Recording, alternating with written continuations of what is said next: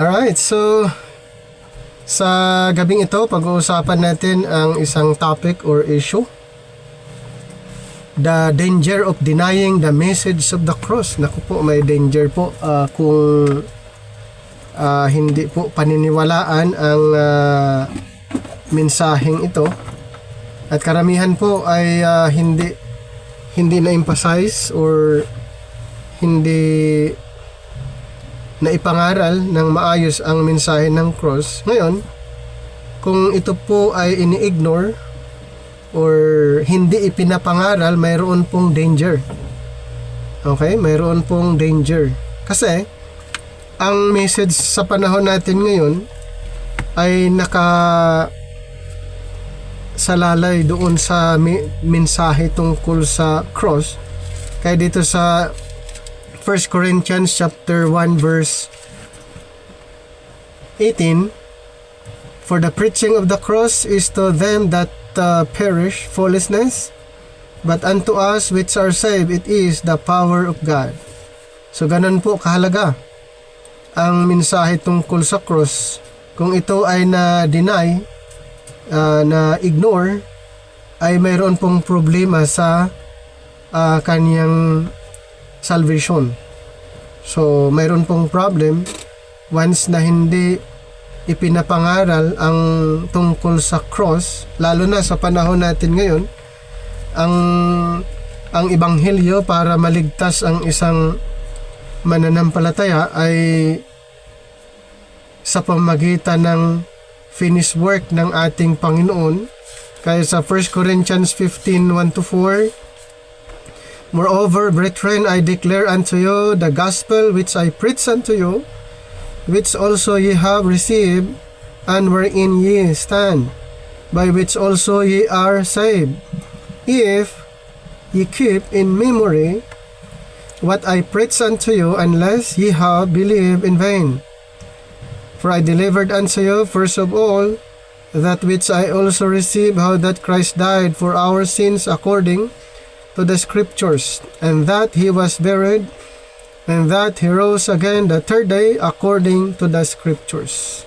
Malinaw po na na-emphasize dito yung work ng ating Panginoon sa cross, his finished work, his death, burial, and resurrection. So dapat ito po ay na-emphasize. Kaya nga mayroong danger pag ito'y hindi ipinapangaral.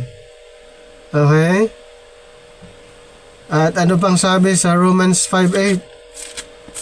Romans chapter 5 verse 8, but God commended his love toward us in that while we were yet sinners, Christ died for us. So ito po ay may kinalaman sa work ni Christ sa cross. Kaya kung hindi na ipapangaral ang cross, ang message of the cross, ay mayroon pong problem. Mayroon pong problema sa kaligtasan. Dahil sa panahon po natin ngayon, ay dapat na-emphasize ang mensahe tungkol sa cross. Kaya the danger of denying the message of the cross. So Apostle Paul speaks very seriously about those who do not believe the message of the cross. So kung konsultahin natin si Apostol Pablo, ayon sa kanya nga, mayroon pong problem. Kaya nga Apostle Paul speaks very seriously about those who do not believe the message of the cross, but his focus is not on condemning individuals personally, it is on the spiritual condition and outcome of rejecting God's saving work in Christ. So only Apostle Paul gives a more emphasis regarding the finished work of the Lord Jesus Christ. Ibig sabihin, sa kanya po ipinagkatiwala ang mensaheng ito, hindi po sa mga 12 apostol.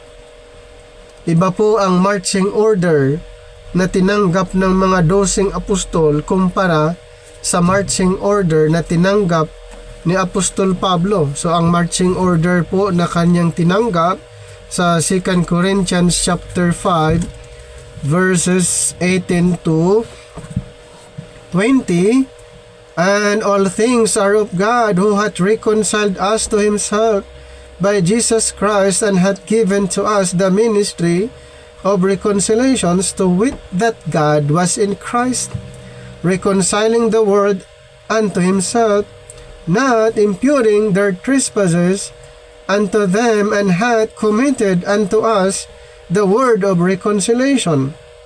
20. Now then we are ambassadors for Christ, as though God did beseech you by us. We pray you in Christ's stead, be ye reconciled to God. Ito po yung marching order na tinanggap ng apostol natin na si Pablo. Ang reconciliation, ito po ay nangyayari kung paniniwalaan ang ebanghelyo tungkol sa cross of Christ. Mangyari po ang reconciliation kung ang mensahe na pinaniniwalaan ay ang message of the cross or the good news of the cross. Yan po ang ebanghelyo para ang isang tao ay ma-reconciled. Yan po ang gospel na paniniwalaan, yung ginawa, yung complete works ng ating Panginoon doon sa cross.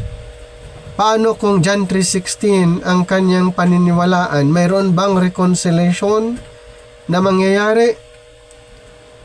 Wala po. Walang reconciliation na mangyayari dahil ang John 3:16 ay hindi gospel na ni-required under the dispensation of grace.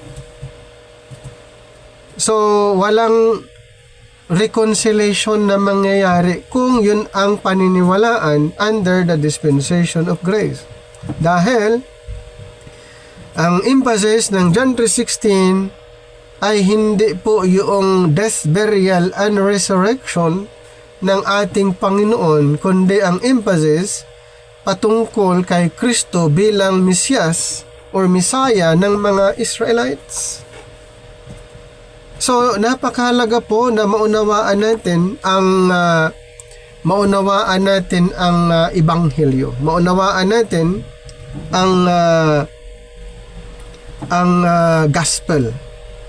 So, tandaan po natin sa Biblia ay hindi lang iisang gospel. Marami pong gospel from Genesis to Revelation, pero under the dispensation of grace, mayroon lang pong iisa na ebanghelyo na dapat nating paniniwalaan at hindi po pwedeng maihalo sa iba. Ano po ang gospel sa under grace? The gospel of grace. Focusing on Christ's finished work. Kumbaga, nakafocus doon sa work ng ating Panginoon sa cross. Kaya pag ito ay na-ignore or na-i-deny or hindi pinaniniwalaan, ang tao na yan ay hindi siya ma-considered as saved under the dispensation of grace.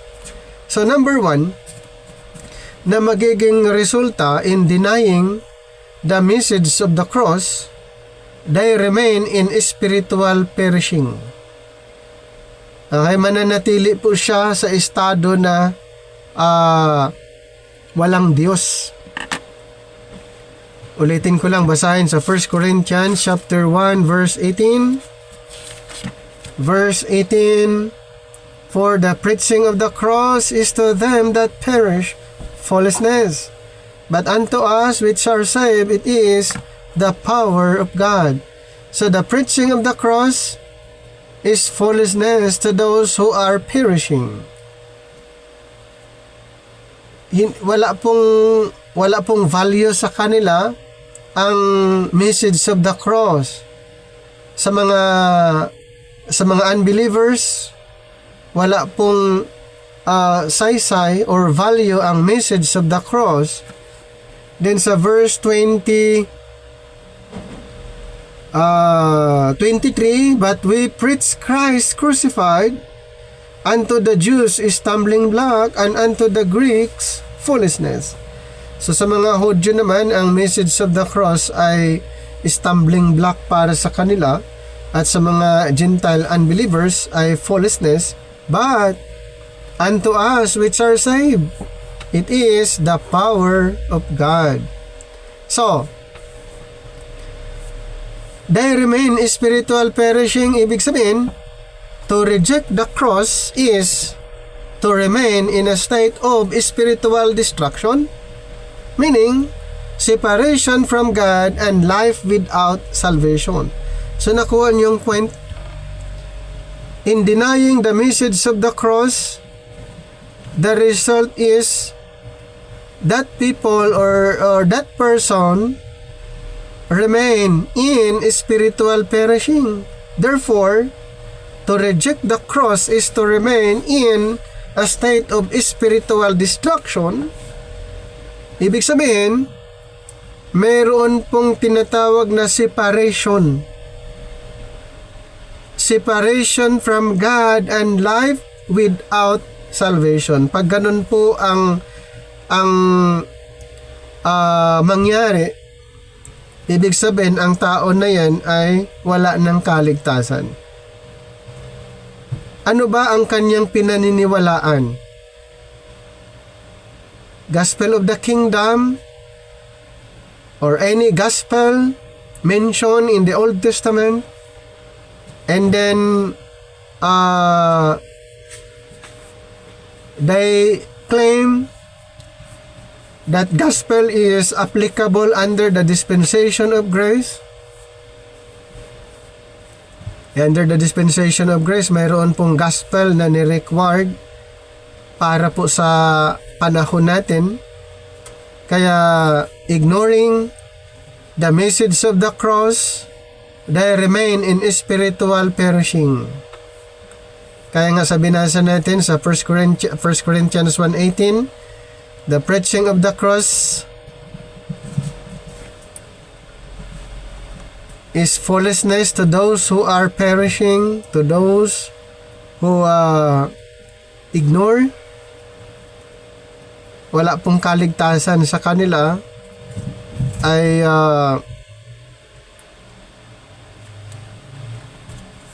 hindi po malinaw sa kanila kung ano yung mensahe na dapat paniniwalaan para ang tao ay maligtas. Kaya Apostle Paul mention very clearly, especially under the dispensation of grace, ang gospel na ni-required para ang tao ay maligtas kung ito'y paniniwalaan ay ang the gospel of grace. Ano yung content ng gospel na ito? Yung work ni Christ sa cross, His death, burial, and resurrection. So ulitin ko po, in ignoring, denying the message of the cross, they remain in spiritual perishing. How about number 2? Result. When the people ignoring, denying the message of the cross, they remain under sin and its penalty. Paul teaches that all people are under sin until they are saved through Christ. In Romans chapter 3 verse 23,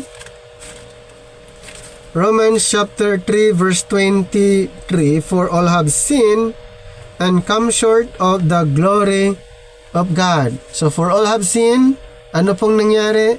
Since ang tao ay makakasalanan, hindi siya karapat-dapat sa ating Panginoon.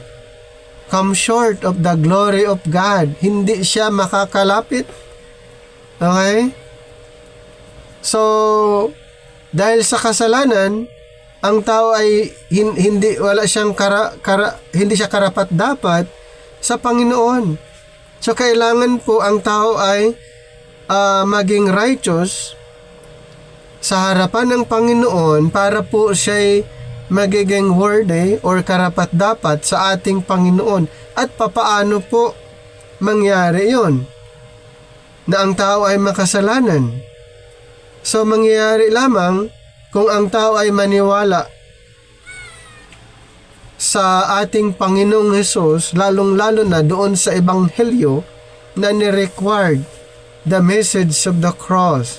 Kaya sa 2 Corinthians chapter number 5 verse 21, "For he hath made him to be sin for us, who knew no sin, that we might be made the righteousness of God." So, si Kristo ay naging makasalanan para tayo ay maging righteous. So, siya po ay naging makasalanan para tayo ay maging righteous. So, mayroong tinatawag na imputation.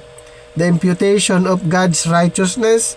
At ito'y nangyari nung ang tao ay naniwala kay Kristo. Naniwala sa kaniyang ginawa sa cross. So, in denying the message of the cross, people remain under sin and its penalty. So, ang ibig sabihin, kung ito po ang mangyayari, since ng isang tao ay nanatili sa kasalanan at siya po ay mapaparusahan, so without believing in Christ's sacrifice, it means sa cross. Without believing in Christ's sacrifice on the cross, a person remains under the guilt and consequences of sin. Napansin nyo? Without believing in Christ's sacrifice on the cross, a person remains what? Under the guilt. Under the guilt and consequences of sin. Mangyari lamang na siya po ay makaiwas sa penalty, sa consequences. Ang kanyang dapat gawin, maniwala sa Ebanghelyo. Maniwala doon sa message of the cross. Dahil binanggit natin, pag hindi ito pinaniniwalaan, siya po ay mananatili doon sa inihandang parusa ng ating Panginoon. That person remains under the guilt and consequences of sin. Dahil ang tao ay makasalanan. Kaya nga, para ang tao ay maligtas, ang nirequired po ay ang paniniwala sa message of the cross. Mensahe tungkol sa good news ng cross. Yan po ang ni-required. Kaya nga sa 1 Corinthians 15, 1-4, malinaw po doon na kailangan pong paniniwalaan. Diba? Dapat pong paniniwalaan para ang tayo maligtas at hindi siya mapaparusahan. Dahil nga, pag hindi niya pinaniniwalaan yon, katulad ng binanggit nga po natin, without believing in Christ's finished work, in His sacrifice, ang tao na yan ay mananatili po. That person remains under the guilt and consequences of sin. Number 3 na maging resulta, if that person deny or reject or ignore the message of the cross, number 3, they are perishing because they reject God's power to save. So, Paul contrasts two groups. Doon sa 1 Corinthians 1:18, mayroong group who are being saved and then another group who are perishing. Therefore, mga unbelievers, sa mensahe na yon, siya po ay parurusahan. Ang tao na naniniwala sa mensahe na yon, siya ay ligtas. Kaya rejecting the cross, meaning rejecting the only means God provided for salvation. Naku po, once na inireject pala yung mensahe ng cross, nireject na niya yung ibinigay ng Panginoon na kapamaraanan para ang tao ay maligtas. Rejecting the only means God provided for salvation. Ano po yon? Cross. Okay? The cross. Yun po yung means of God or means of salvation God provided. Pag ito po ay nireject, may kaligtasan pa ba ang tao? Wala na po. Kasi nireject niya yung ibinigay ng Panginoon. Nakuha niyo yung point? Kung gaano kahalaga ang message of the cross under our dispensation. Once na ito po ay nireject, malinaw po sa sinabi ni Apostle Paul, rejecting the cross means rejecting the only means God provided for salvation. Number 4, result. When people ignoring, denying, rejecting the message of the cross, they remain separated from God. They remain separated from God. So according to Paul, reconciliation happens through Christ. So Romans 5 number 10. Romans 5 verse 10, for if, when we were enemies, we were reconciled to God by the death of His Son, much more being reconciled, we shall be saved by His life. Okay, we are reconciled to God through the death of His Son. Nabanggit natin kanina, ang reconciliation mangyari lamang kung paniniwalaan yung death, burial, and resurrection.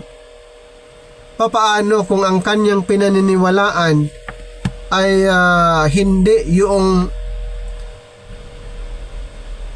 death, burial, and resurrection, or hindi niya pinaniniwalaan ang mensahe tungkol sa cross, siya ba'y ma-reconciled? Hindi. Na-mention natin kanina dahil ang basis ngayon para ang tayo ma-reconciled ay paniwalaan yung finished work ng ating Panginoon. Yan po ang ni-record eh. Yan po ang ibinigay ng Panginoon. Tapos ito'y ni-reject.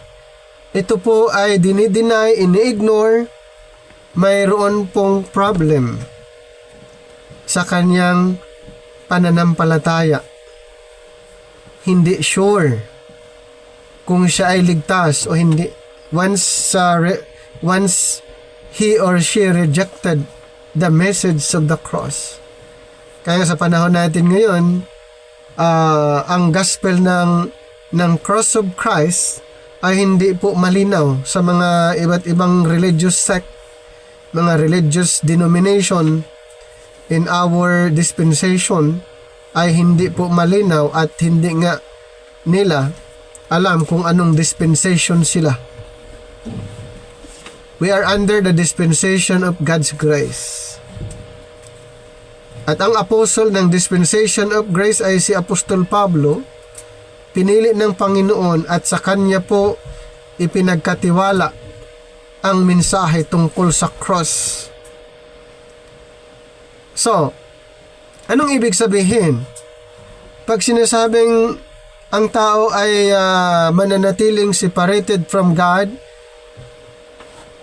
ibig sabihin po dito, without faith in Christ finished work, A person remains what? Reconciled. Still separated from God. Nako, ito po ay kailangang maging malinaw sa atin. Ibig sabihin pala, that person remains unreconciled, still separated from God. So ano ang dapat nating gagawin? Ano ang dapat nating i-introduce? I-introduce po natin ng mas malinaw, simple, yung work ni Christ sa cross.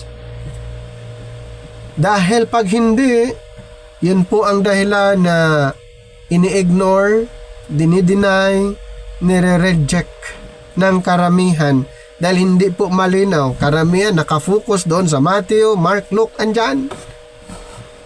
Matthew, Mark, Luke, and John ay mga libro na naisulat during the earthly ministry of Christ before His death. Tandaan po natin, before His death. Hindi pa po siya namatay. Ibig sabihin, ang reconciliation that time ay hindi cross. Hindi yung death, burial, and resurrection dahil hindi pa nga siya namatay. Iba ang proseso that time. Kaya kung ibabase mo ang paniniwala mo sa Matthew, Mark, Luke, and John, nasasabihin, dahil ito'y salita ng Panginoong Hesukristo, yun din ay mensahe para sa ngayon. Hindi po. Ang mensahe para sa ngayon, yun yung ibinigay ng Panginoon kay Apostol Pablo at isinulat niya 13 books, 13 epistles. Doon po niya isinulat. Kaya ang instruction for the church, the body of Christ, ay matatagpuan lamang doon sa kanyang epistles. Wala po doon sa Matthew, Mark, Luke, and John, Hebrews to Revelation, Genesis to Malakay. Magkaroon po kayo ng problem, lalong-lalo na sa inyong pananampalataya kung doon nakasalalay ang paniniwala nyo sa writings, epistles outside the writings of Apostle Paul. Tandaan po natin, ang instruction, teaching for the church, the body of Christ, ay pinagkatiwala ng Panginoon kay Pablo at ito'y kanyang isinulat at doon natin matatagpuan ang mensahe para sa panahon ngayon. Kaya nga ang cross ay na-emphasize ng malinaw. Yung ginawa ni Kristo ay na-emphasize ng malinaw kay Apostol Pablo. Wala doon sa mga 12 apostol, hindi po nila ipinaliwanag ng malinaw ang work ni Christ sa cross. Only Apostle Paul. At kung pag-usapan ang salvation sa panahon ngayon ay na-emphasize sa writings ni Apostle Paul dahil siya nga ang pinagkatiwalaan. Siyang apostol para sa mga hintel. Kaya nga without faith in Christ finished work, a person remains unreconciled and still separated from God. Di ba? Sayang yung panahon na naging masipag tayo pero yung gospel iba. Napaka-sincere natin na mangaral pero yung gospel iba. So ito yung time. Kung masipag tayo noon, ito yung time na dublihin natin yung sipag na ipangaral ang work ni Christ sa cross. Na ito'y hindi masyadong na-emphasize. Sino ang gagamitin? Tayo na nag-aaral. Tayo ang gagamitin na ma-emphasize ng maayos yung work ni Christ. Di ba? Hindi po iba. Hindi ibig sabihin Biblia ang gamit niya, tama. Naku po. Hindi yun basihan. Si Satanas ang ginagamit niya, Biblia lang din. Word of God lang din ang ginagamit ni Satanas, pero ang ginagawa niya ay ipinaghahalo lang niya. Ang intention ni Satan ay ang tao ay ma-confuse. Ma-enjoy ng tao yung pagiging confused. Ibig sabihin ba sa panahon ngayon maraming confused believers? Yes. Maraming confused believers, maraming confused Christians dahil hindi nila maipangaral ng maayos yung ebanghelyo. Basta nagpipick up lang ng mga verses kung saan-saan sa Bible at inaangkin na para din sa kanila. Hindi malinaw. Pati yung mga 12 apostol, inaangkin din nilang apostol din nila. Ang tawag doon, confused. Kung ano yung practices na ni-required ng Panginoon sa mga 12 apostol ay pinapractice din ng mga hindi Hudyo, ng mga hindi Israel. Ang tawag doon, confused. Nakuha niyo yung point? Hindi malinaw. Pati yung mga writing sa Old Testament na nakasulat doon ay inaangkin din na para sa kanila. So yun yung mga indication na hindi totally alam nila ang Biblia. Madaling ma-identify ang mga group of denomination na sila ay totally hindi rin malinaw or hindi clear yung mensahe. O pagtatanungin mo anong gospel ang pinaniniwalaan mo para masabing ikaw ay ligtas. Ano ang ebanghelyo na nagpapatunay na ikaw ay ligtas? Karamihan kumukuha ng mga verses sa Matthew, Mark, Luke, and John na i-prove na sila ay ligtas. Naku po, hindi po yan basis. Gamitin ang Matthew, Mark, Luke, and John to prove that you are saved under grace. Tandaan, ang dispensation of grace ay inirebelled, ipinagkatiwala ng Panginoon kay Pablo. Tanong, Matthew, Mark, Luke, and John, nandoon na ba ang apostol na si Pablo? Wala. Kailan lang po siya na-convert? Acts 9. Ibig sabihin, kung siya ay na-convert Acts 9, ikinomission siya Acts 13, so kung alamin natin, walang apostol ang mga hintel bago na-convert ang apostol para sa mga hintel. Ang apostol para sa mga hintel si Apostol Pablo. Na-convert siya Acts 9, ikinomission Acts 13.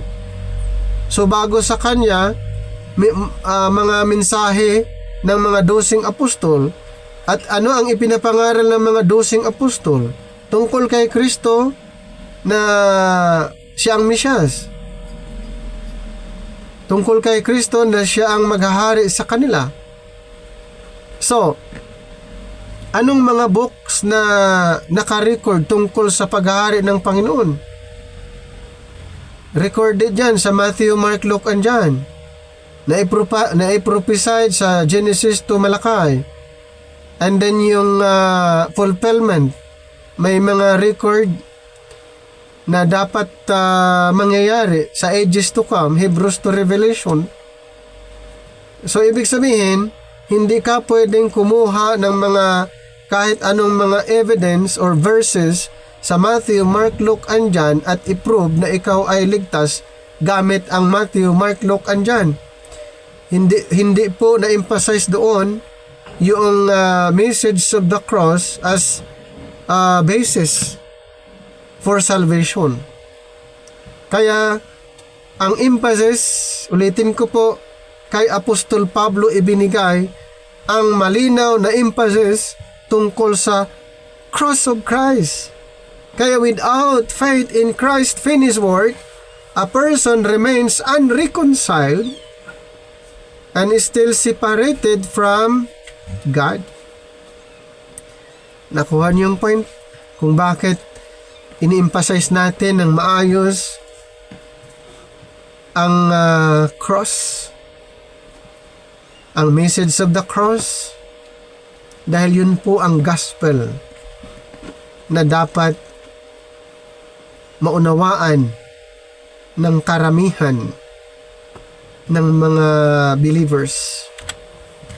Number 5, result.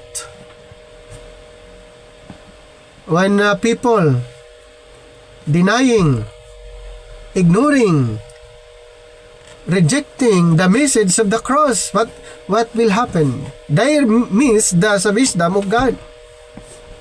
So Paul says, unbelief blinds people to spiritual truth. Yes, unbelief blinds people. Ibig sabihin ba maraming blind ngayon? Maraming bulag sa katotohanan? Yes, maraming bulag sa katotohanan ngayon. Kahit Biblia ang ginagamit, considered bulag sa katotohanan. Bakit? Hindi nila maipaliwanag kung bakit si Pablo ay tinawag ng Panginoon bilang apostol. Hindi malinaw sa kanila yung ministry ng mga 12 apostol. Hindi malinaw sa kanila yung law of Moses. So ang tawag doon is blinded. Okay? Ano ang gospel na dapat ipapangaral? Hindi matumbok or hindi masabi. Basta good news. Gaganon lang, di ba? Yung mga indication of blinded people, may mga indication ay hindi nila alam ano ba talaga ang verse, ano ba talaga ang dapat ipapangaral under grace, ano ba talaga ang gospel under grace. Hindi malinaw ang karamihan na isasagot basta nasa Biblia. Kami ay biblical. Ginagamit namin ang Biblia.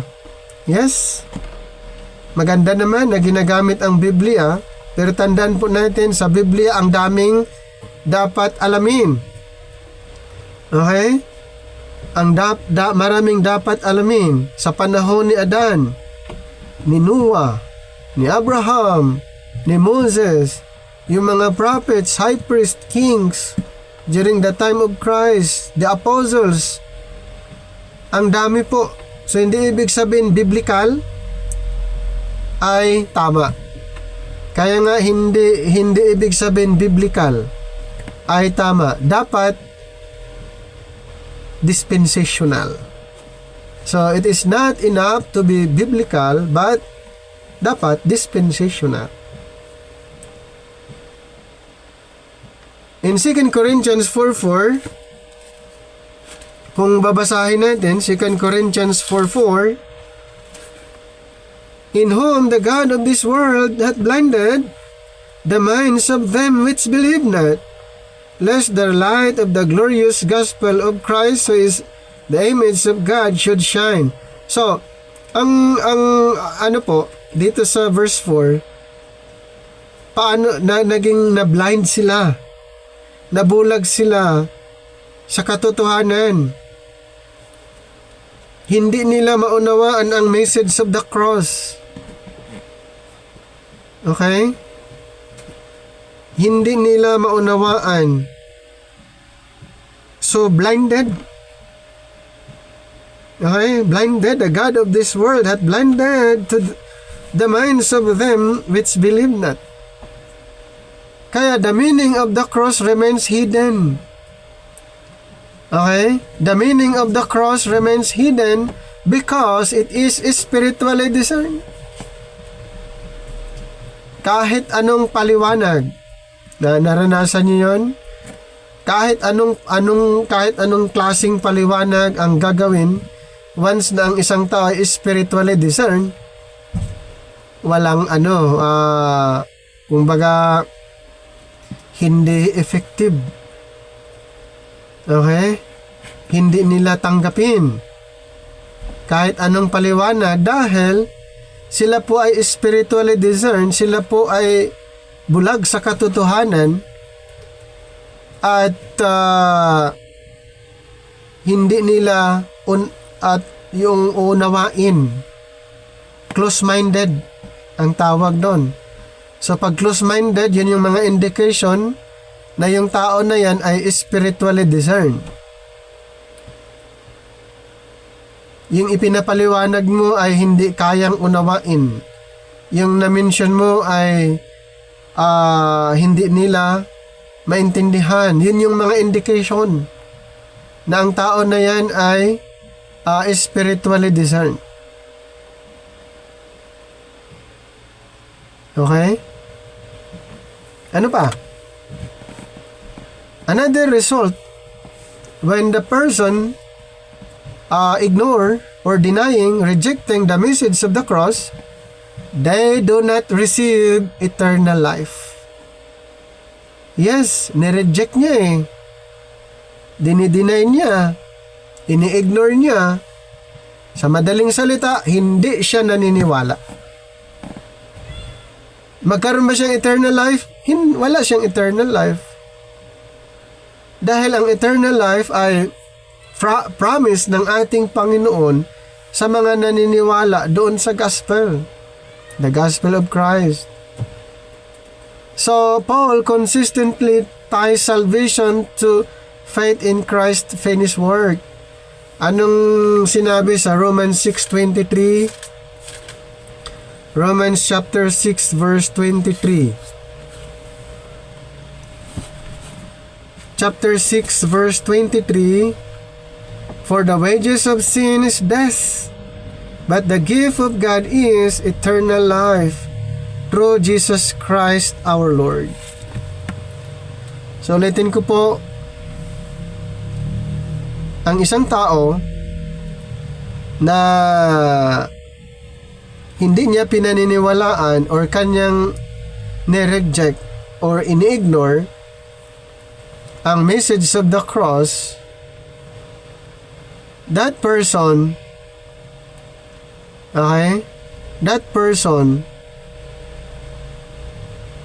do not receive eternal life.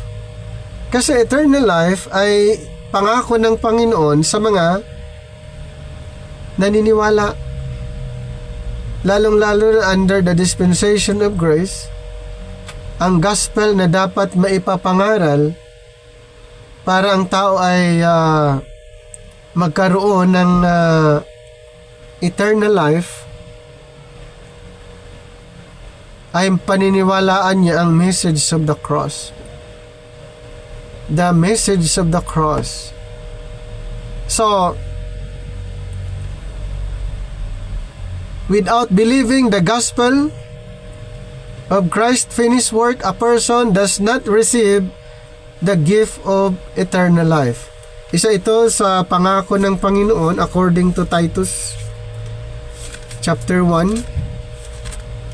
So, ito'y na-mention sa Titus 1:2, in hope of eternal life, which God that cannot lie promised before the world began.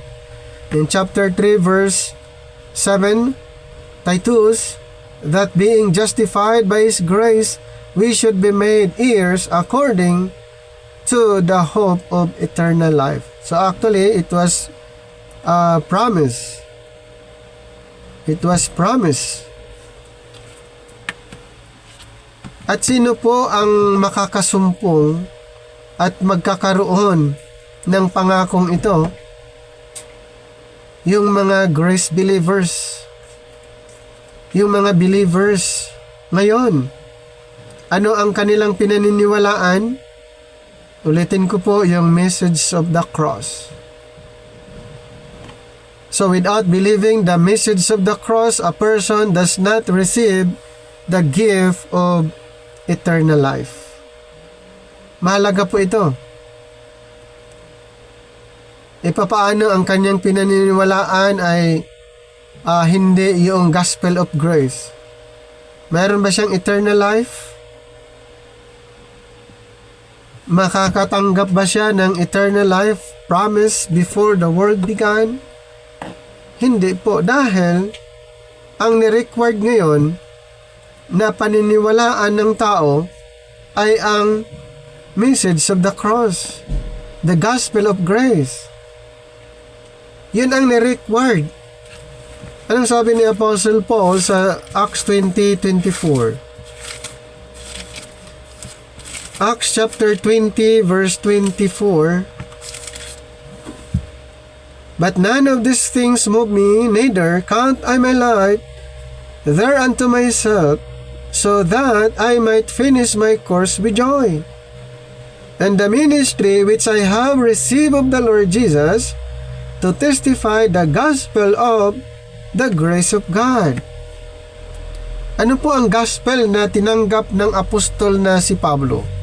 The gospel of grace. Sino ba si Apostol Pablo? Apostol para sa mga hintel. Sino ba yung mga hintel? Hintel ang tawag sa mga hindi kasama sa 12 tribes ng Israel.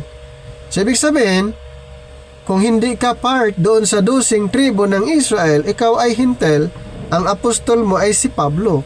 At ang tinanggap ni Pablo ang ebanghelyo ay ang gospel of grace. Ang gospel of grace, yun ang gospel sa ngayon para ang tao ay magkaroon ng eternal life na ipinangako ng Panginoon ay kanyang paniniwalaan yung ebanghelyo na yun. Hindi po yung kingdom gospel. Naku po, kingdom gospel ang paniniwalaan mo, tapos ang sasabihin mong ikaw under grace, hindi mo alam ang talagang programa ng Panginoon. Hindi pwede na kingdom gospel at nag-assume ka na under grace. So, sasabihin lang ang tao under grace, siya ay grace believers kung siya naniniwala doon sa gospel of grace at siya ay naniniwala na siya ay under the dispensation of grace. Kaya, katulad ng binanggit ko po, ang promise na eternal life according to Titus 1:2, chapter 3 verse 7, ito po ay design para sa church, the body of Christ. Para sa mga grace believers. Hindi kasama ang kingdom believers. Hindi kasama ang mga Old Testament saints. Okay? Hindi kasama. Mayroon silang programa para sa kanila, pero under this present time, ang programa ng Panginoon sa Israel, yung kingdom program ng Panginoon sa Israel ay temporarily interrupted. Okay? Temporarily nag-stop. At ang programa ngayon ay programa ng biyaya na ito'y ipinagkatiwala ng ating Panginoon kay Apostol Pablo. Diba? Kaya, ang gift of eternal life, ulitin ko po, masusumpungan lamang ito ng isang tao kung kanyang paniniwalaan ang gospel of grace. Malinaw po yan. Kailangan po ang gospel of grace. So, denying the message of the cross, what will happen to that person? They do not receive eternal life. So without believing the gospel of the cross of Christ, a person does not receive the gift of eternal life. Next, another result. When that person rejecting, denying, ignoring the message of the cross, they reject God's only provision of righteousness. So the only provision of righteousness is the cross, the message of the cross. So noon, ang righteousness ay maranasan ng mga Israelites by observing the whole law. Deuteronomy po tayo. Deuteronomy chapter 6. Ito po yung mangyayari sa mga Israelites kung susundin nila, i-observe nila yung mga kautusan ibinigay ng Panginoon kay Moses para sa mga Israelites. Verse 24, and the Lord commanded us to do all these statutes, to fear the Lord our God for our good always, that He might preserve us alive as it is at this day. 25, and it shall be our righteousness. And it shall be our righteousness if, so ito po yung condition, if we observe to do all these commandments before the Lord our God as He has commanded us. So paano po ang righteousness? Paano po maituturing righteous ang mga Israelites? Gagawin nila ang lahat ng command ng Panginoon. Doon lang po nila ma-experience ang God's righteousness. Pero nung si Kristo ay namatay, mayroon pong changes. Ang righteousness ay hindi na po doon sa mga commandments na ni-required ng Panginoon kay Moses para sa Israel. So, after His death, ang righteousness ay masusumpungan lamang ng isang mananampalataya kay Kristo doon sa cross. Hindi na po sa mga kautusan. Sa Romans chapter 10 verse 4, 10 verse 4, for Christ is the end of the law, for righteousness to everyone that believeth. So, Christ is the end. Siya po yung end. Christ is the end of the law for righteousness to everyone that believeth. Another verse, 2 Corinthians 5:21, for He has made Him to be sin for us who knew no sin, that we might be made the righteousness of God in Him. So we are declared righteous. Mayroon ba tayong ginawa katulad ng mga Israelites na yung buong commandments ng ating Panginoon ay dapat gagawin? Wala pong ganoon. Under grace, ang righteousness ay ibinigay lamang nung ang tao ay naniwala doon sa message of the cross, doon sa finished work ng ating Panginoon. Ang righteousness, ito ay ibinigay lamang. Hindi tayo naghirap gumawa katulad ng mga Israelites para sila ay maituturing matuwid. Ngayon po ay iba. May changes. Ang Panginoon ang nag-perform. Ang righteousness ay Kanyang ibinigay sa mga naniniwala. So tandaan natin, rejecting Christ means rejecting the only way to be made right with God. Rejecting Christ, rejecting Christ's finished work.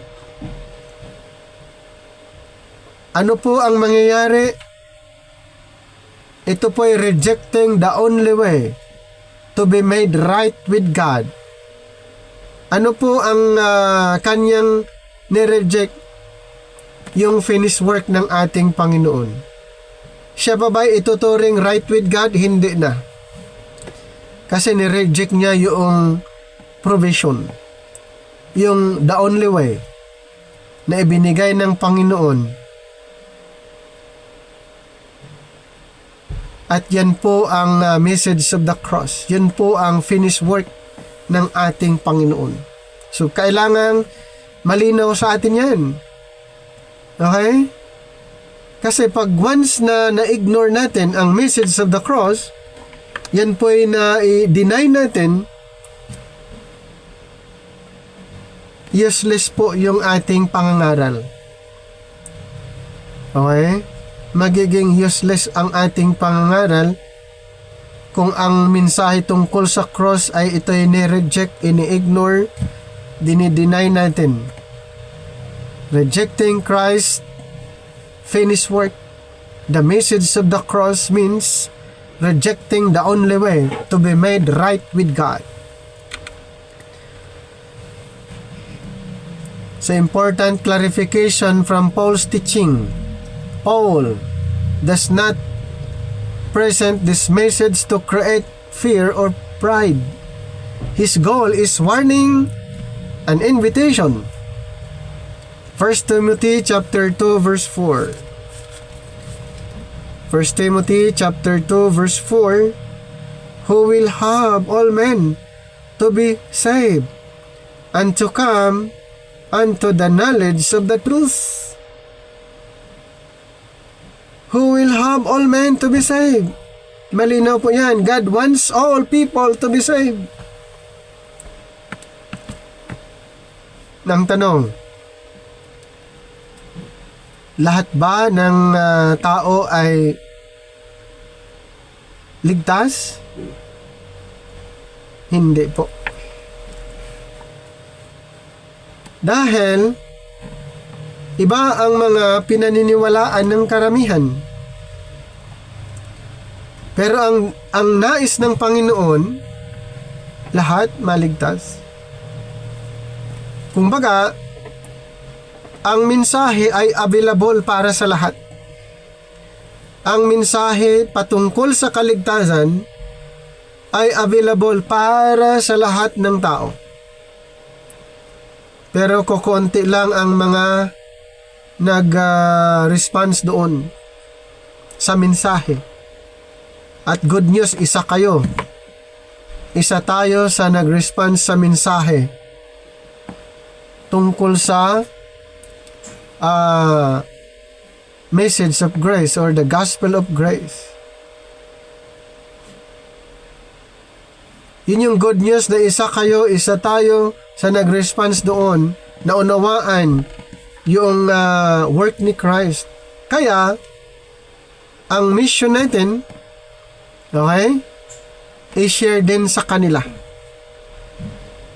Maniwala sila at hindi, basta i-share lang natin ang ibanghelyong ito. God wants all people to be saved. At sino ang gagamitin na instrument? Kaya nga dito sa 2 Timothy 2 verse 2, and the things that thou hast heard of me among many witnesses, the same commit thou to faithful men who shall be able to teach others also. Ay kailangan po talagang mag-aral para po ay maibilang tayo sa mga faithful workers, faithful ministers na may kakayanan na magturo. At kung ang tao ay may kakayanan na magturo, ito ang next niyang gawin. 2 Timothy 4 verse 2, preach the word, be instant in season, out of season, reprove, rebuke, exhort with all long suffering and doctrine. Ano po ang next? Adi mangaral na po. Preach and teach the Word of God, the Word of truth. Yun po yung next. Kaya sa ngayon, ito po ay pinag-aaralan natin dahil nais ng Panginoon yung mga faithful ministers who shall be able to teach others. At isa kayo, isa tayo sa mga nag-aaral. At pag tayo ay na-equip, maging qualified po tayo, 2 Timothy 4:2, to preach the word and to teach the word, be instant in season, out of season, reprove, rebuke, exhort with all long suffering and doctrine. And verse 3, for the time will come when they will not endure sound doctrine, but after their own lust shall they heap to themselves teachers having itching ears.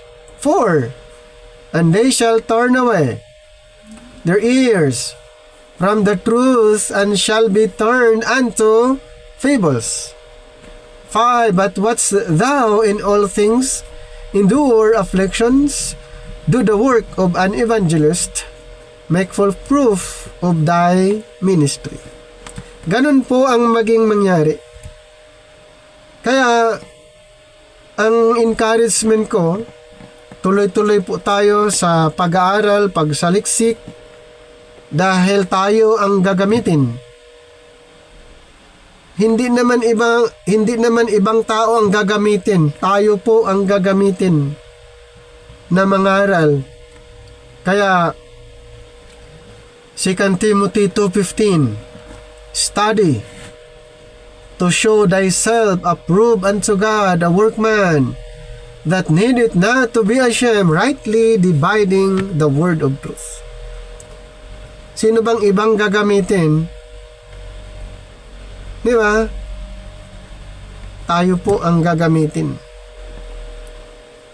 Yun yung mission natin. Ano pa ang sabi niya sa Ephesians chapter 3 verse 9? And to make all men see what is the fellowship of the mystery which from the beginning of the world has been hid in God, who created all things by Jesus Christ, and to make all men see. Diba? What is the mystery? Maraming believers sa panahon ngayon, pero hindi po nila nalaman or alam ano ba yung dispensation of the mystery. Ano ba yung programa na yon na inirevealed ng Panginoon kay Pablo? Kasi kung alam lahat, naku po ang ganda. Di ba? Kung alam sana lahat, napakaganda po, di ba? Kasi nga, walang confusion. Sila naniniwala na kay Pablo ipinagkatiwala yung grace program. At nirecognize nila na yung tinanggap ni Apostle Paul, yun yung gospel para sa panahon ngayon. Hindi naman ganon karamihan, di ba? Hindi ganon ang paniniwala ng karamihan. Mas doon sila naniniwala sa Matthew, Mark, Luke, and John. Mas naniniwala sila sa mga 12 apostol at hindi nila nakita na yung message ng mga 12 apostol at yung mensahe ni Kristo bago pa namatay si Jesus ay nakafocus sa mga Israelites. Pero yun yung karamihan ngayon, di ba? Kaya our mission is to make all men see what is the mystery.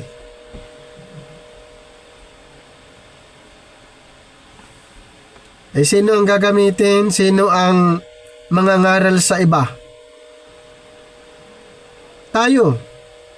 Kaya mayroon tayong ganitong pag-aaral. Kailangang seryosohin natin yung ating pag-aaral. Kailangan po na maging clear sa atin. At wag nyo munang i-share kung hindi pa masyadong malinaw, hindi pa clear. Kailangang bigyan ng time ang pag-aaral. Di ba? Kasi ang mission natin ay malawak ang mission natin. Doon sa mga iba na hindi nakakaunawa sa gospel of grace, hindi naunawaan ang dispensation of grace, tayo ang gagamitin po. So, according to Apostle Paul, people who do not believe the message of the cross, ano po ang mangyari? They remain spiritually perishing. They stay under sin's guilt and power, and they are separated from God. They miss God's wisdom and truth. They do not receive eternal life, and they reject God's only provision of righteousness. Kaya kailangan po na maging malinaw sa atin, dahil mayroon pong danger, panganib, ang isang tao na dinideny niya, ini-ignore or ni-reject niya ang mensahe tungkol sa cross. Mayroon pong danger. Magkaroon ng problem doon sa eternity. Ulitin ko po, ang message tungkol sa cross of Christ, yan po ang ni-required sa ngayon na dapat paniniwalaan upang ang tao ay maligtas. Dahil kung hindi, siya po ay mapapahamak. There's danger of denying the message of the cross. Sana po mayroon po kayong mga natutunan na unawaan dito po sa ating lesson tungkol sa the danger of denying the message of the cross.